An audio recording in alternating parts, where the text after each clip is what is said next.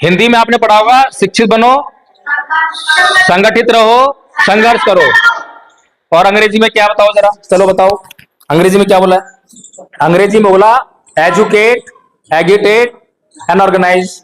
ये बोला क्या? जो अंग्रेजी में बोला है उसका अर्थ हिंदी में भी वो ठीक है? नहीं, ठीक नहीं है। हमारे समाज के बुद्धिजीवी इतने दिमाग से पैदल हैं, मैं तो बिल्कुल कहता हूं कि हमारे समाज का जो बुद्धिजीवी वर्ग है वो वेंटिलेटर पे है और ऑक्सीजन भी उपलब्ध नहीं है, बड़ी बड़ी पतली हालत है। क्यों? क्योंकि बाबा साहेब को दिन रात पढ़ने का काम करता है, लेकिन समझ में कुछ नहीं आ रहा कि बाबा साहेब क्या कह रहे हैं। बाबा साहेब अंग्रेजी में कह रहे हैं एजुकेट, तो एजुकेट जो है वर्ब है, वो कहते हैं शिक्षित करो, और हिंदी में क्या है? शिक्षित बनो। फर्क है कि नहीं है? शिक्षित बनने पर केवल एक आदमी ही शिक्षित बन रहा है और अपने लाभ उठाएगा, शिक्षित बनेगा, नौकरी लेगा, फिर बीवी बच्चे पालेगा, हो गया समाज मिशन पूरा। लेकिन शिक्षित करो में पूरा समाज इन्वॉल्व है। अगर मेरे पास शिक्षा है तो मैं शिक्षा से शिक्षित करूंगा, मेरे पास पैसा है तो पैसे शिक्षित करूंगा, स्कूल है तो स्कूल शिक्षित करूंगा, जो भी साधन है उसको मैं समाज को शिक्षित करने में लगाऊंगा। अर्थ बदल गया जी? कौन सा अर्थ काम का है, हिंदी वाला अंग्रेजी वाला? क्या कहते हैं? शिक्षा वो शेरनी का दूध है, जो पिएगा वो धारेगा। तो शिक्षित होना चाहिए। अब दूसरा क्या था? एगिटेट। एगिटेट का मतलब क्या होता है? कौन बताएगा? एगिटेट आप बताओ कोई, एगिटेट का मतलब क्या होता है? एजिटेंट सुना है ना? AGITATION, नहीं सुना? अच्छा, दूसरा शब्द क्या है उसमें? संगठित रहो। संगठित रहो की अंग्रेजी क्या है? संगठित रहो की अंग्रेजी क्या है? ऑर्गेनाइज, ऑर्गेनाइजेशन, यही होता है। और अंग्रेजी में क्या बोल रहे हैं? एजिटेट।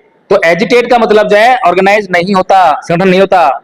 एजिटेट का मतलब होता है आंदोलित करो। क्या करो? आंदोलित करो।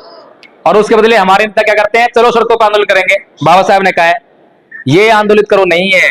आंदोलित करने का मतलब क्या है कि मैं स्कूल में पढ़ने गया, मैंने किताब में पढ़ा कि मेरे समाज के ऊपर हरियाणा के मिर्चपुर में इतने लोगों को जिंदा जला दिया, मैंने वो सारा डाटा याद कर लिया, और जब परीक्षा आई तो परीक्षा में बिल्कुल जो याद करा था वो लिख के आ गया, और मुझे नंबर मिल गए।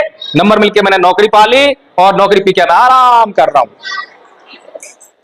लेकिन एक आदमी जो है जब वही क्लास में पढ़ता है और वो पढ़ रहा होता है मेरे समाज के हरियाणा में, इस जिले में, मिर्चपुर में इतने लोग जिंदा जला दिए, उसके तन बदन में आग लग जाती है, वो सो नहीं पाता, उसकी नींद, उसका चैन उड़ जाता है।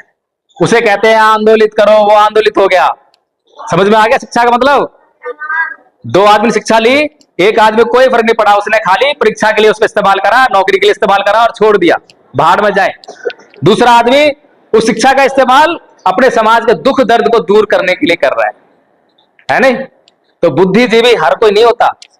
कोई आईएएस बन गया, आईपीएस बन गया, प्रोफेसर बन गया, वकील बन गया, डॉक्टर बन गया तो बुद्धिजीवी नहीं हो गया वो। बुद्धिजीवी बनने के लिए क्वालिफिकेशन चाहिए। कौन सी क्वालिफिकेशन? कि वो सबसे पहले अपने दुश्मन को पहचानता हो, वो अपने समाज को जानता हो, वो अपने समाज के दुख दर्द को पहचानता हो, वो अपने समाज के दुख दर्द को महसूस करता हो, वो अपने समाज को दुश्मन से बचाने के लिए दूरदृष्टि रखता हो, प्लानिंग बनाना जानता हो, उसे कहते हैं बुद्धिजीवी। और आज हम जो है, कोई हमारे गांव में आईएएस आ जाए, आईपीएस आ जाए तो फूल मालाएं लेकर खड़े होते हैं पहले से ही, साहब आ रहे हैं, लो साहब, लो साहब, करते हैं सही। तो बुद्धिजीवी है। कोई नेता आ जाए, अभी चंद्रशेखर आजाद जी आ जाए तो चंद्रशेखर जी आ रहे हैं, जय भीम बड़े दूर से जो है खींच के लाएंगे उनको, बड़े रेला लेके, ऐसे करेंगे।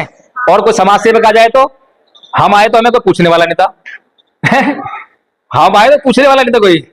और आप लोग इकट्ठा करने के लिए मशक्कत करनी पड़ती है। हाँ जी आ जाइयो, हाँ जी आ जाइयो, आज मीटिंग कर रहे हैं, बुधवार मीटिंग कर रहे हैं, सुबह से, कल से पता नहीं कितने दिन लगे पड़े हैं और इतने लोग इकट्ठा हुए हैं।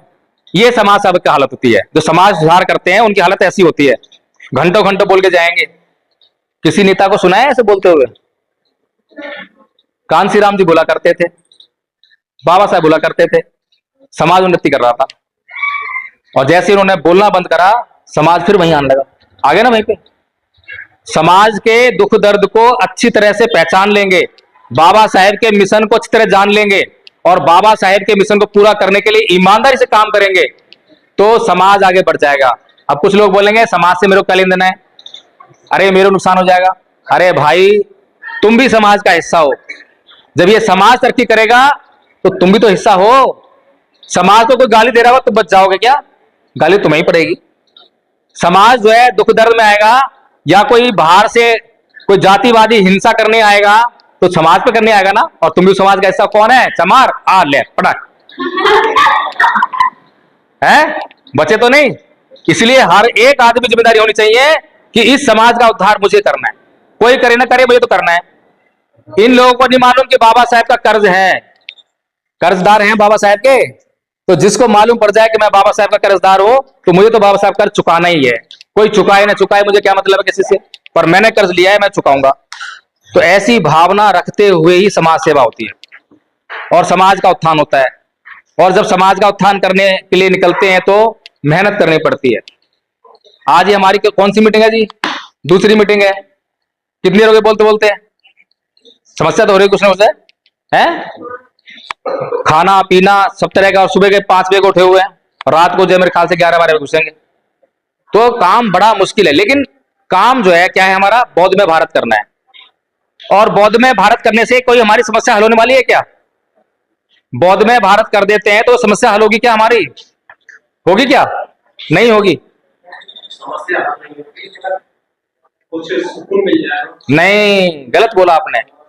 बौद्ध में भारत करेंगे तो हमारी ऐसी कोई समस्या नहीं जो हल ना हो, गारंटी दे रहा हूं मैं। बोर्ड नहीं बताता मैं आपको, कोई बात नहीं, ध्यान से सुनो। लेकिन अगर बौद्ध में भारत होगा तो क्या क्या होगा? बौद्ध में भारत के बहुत सारे बाय प्रोडक्ट आएंगे। जैसे आप दरवाजा बनाने के लिए लकड़ी लगाते हो, तो दरवाजा बना लिया, उसमें से लकड़ी बचती है। फिर लकड़ी बचती है तो उसका क्या करते हो? कोई स्टूल बना लेते हो छोटा मोटा जो है, या फिर जलावन काम आती है। तो जो वो बाकी के काम करे वो बाई प्रोडक्ट है, बाई प्रोडक्ट है ना वो। ऐसे जब बौद्ध में भारत बनेगा तो हमें राजनीतिक सत्ता भी मिलेगी। बाबा साहब का दूसरा सपना, 2 सपने थे बाबा साहब के, कि भारत बौद्ध में हो जाए और बहुजन समाज सत्ता में आ जाए।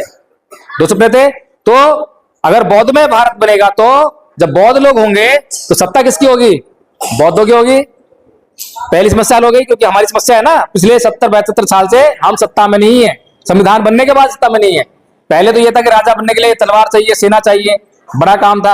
लेकिन उसके बाद जब संविधान बन गया तो खाली वोट से राजा बनना था, वो भी नहीं कर पाए, हम नहीं कर पाए ना। तो बौद्ध में भारत अगर बनाएंगे तो वो हमारी समस्या हल हो जाएगी। दूसरी समस्या क्या है? आर्थिक समस्या। हमारे पास उद्योग नहीं है, फिल्म इंडस्ट्री में हम कहीं नहीं है, खेलों में हम कहीं नहीं है, हम कहीं पर भी नहीं है। और जो मैं हम की बात कर रहा हूं वो कौन है? कोई मामूली समाज है क्या? 85% समाज है। 85% में से अगर तुम मुस्लिम अल्पसंख्यकों को निकाल दो तो कम से कम 40% समाज ऐसा है। भारत में 150 करोड़ लोग हैं।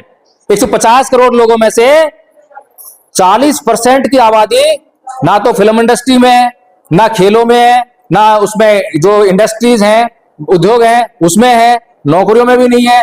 जो नौकरियों में उनसे भी वो छीनी आ रही है, ना संपत्ति है। अब बताओ कितना बड़ा जुल्म हो रहा है। तो बौद्ध में भारत होगा तो ये वाली समस्या हल होने वाली है। फिर सामाजिक जो अत्याचार हो रहा है, शोषण हो रहा है, उससे भी मुक्ति मिलने वाली है। तो कुल मिलाकर यह है कि बाबा साहेब ने जो बात कही है उस बात में कहीं पर भी कोई गड़बड़ नहीं है। सब कुछ हमारे लिए बहुत सटीकता के साथ कही है। बहुत दूरदर्शी थे, कम से कम 500-1000 साल बाद की बात वो पहले सोच रहे हैं कि ये मेरे समाज का भविष्य होगा। तो बाबा साहेब ने जब संविधान बना दिया और संविधान बनाने के बाद संविधान सभा के बाहर आए तो क्या बोले? क्या है मेरे समाज के लोगों, जाओ और अपने घरों की दीवारों पे लिख दो कि तुम इस देश के शासक हो। समझ पाए हम कोई? अब ये बताओ, इस देश में संविधान तो लागू हो गया, संविधान लागू हो गया तो लोकतंत्र लागू हो गया, और लोकतंत्र से क्या हुआ? शासन तो आएगा, क्योंकि बाबा साहेब ने रानी के पेट का ऑपरेशन कर दिया। अब बैलेट पेपर से राजा बनेगा। तो हम राजा कैसे बनेंगे और हम राजा क्यों नहीं बने? 85% और 15% तो मालूम है सबको। अब 85% में कौन कौन है? SC, ST, OBC और माइनॉरिटीज, ये हो गए। अच्छा, अब ये जो SC, ST, OBC ये इकट्ठे नहीं है, और बाबा साहेब कह रहे हैं कि जाओ अपने घरों की दीवारों पर लिख दो कि तुम इस देश के शासक हो। इसका मतलब बाबा साहेब क्या कह रहे हैं? समझ पाए क्या हम? बाबा साहेब इतिहास में झांक कर देख रहे हैं कि ये जो SC, ST, OBC और ये माइनॉरिटीज भी, ये मुसलमान कहां से आए, सिख कहां से आए, ईसाई कहां से आए, ये बाहर से कहीं से नहीं आए, ये यहीं के बौद्ध लोग हैं। ये सारे पहले बौद्ध थे, ये पूरा जम्बू द्वीप बौद्ध था। अफगानिस्तान में भी तालिबान का शासन हुआ है, उसने बुद्ध की मूर्ति तोड़ी है बामियान में, सबको पता है। अब अफगानिस्तान जो है मुस्लिम देश है, हिंदू देश नहीं है ना, वो बौद्ध देश है। तो भगवान बुद्ध की मूर्ति वहां किसने बनाई, किसने बनाई, मुसलमान बनाई क्या? ना मुसलमान बनाएंगे, हिंदू तो बनाएंगे ही नहीं है, मुसलमान तो बल्कि तोड़ते हैं मूर्तियों को, ऐसा ही है। तो यानी कि कभी जो है वो अफगानिस्तान पूरा का पूरा बौद्ध रहा होगा, वहां बौद्ध लोग होंगे, बौद्धों ने भगवान बुद्ध की मूर्ति बनाई होगी। पूरा अफगानिस्तान बौद्ध था, पूरा पाकिस्तान बौद्ध था, पूरा भारत बौद्ध था, जिसमें आज बांग्लादेश भी था उस समय जो है? गलत कह रहा हूं क्या मैं? तो ये जो SC ST OBC और माइनॉरिटीज जो 85% वो बौद्ध थे, और जो 15% की बात करते हैं, जो जिनको हम दुश्मन कहते हैं, उसमें भी आधे बौद्ध थे। अगर हमने इस देश को बौद्ध में कर लिया तो वो 85 जो 15% है ना, उसमें से भी आधे हमारे साथ आ जाएंगे। वो हमारे साथ क्यों नहीं आ रहे हैं? क्योंकि हमारे साथ में जाति चिपकी हुई है, और जाति में घृणा होती है, द्वेष होता है। जाति से कोई आता है क्या? जाति में जो है एक जाति के लोग नहीं आते। अब अरे भाई साहब, बहुत बढ़िया, बहुत बढ़िया काम करा आपने तो।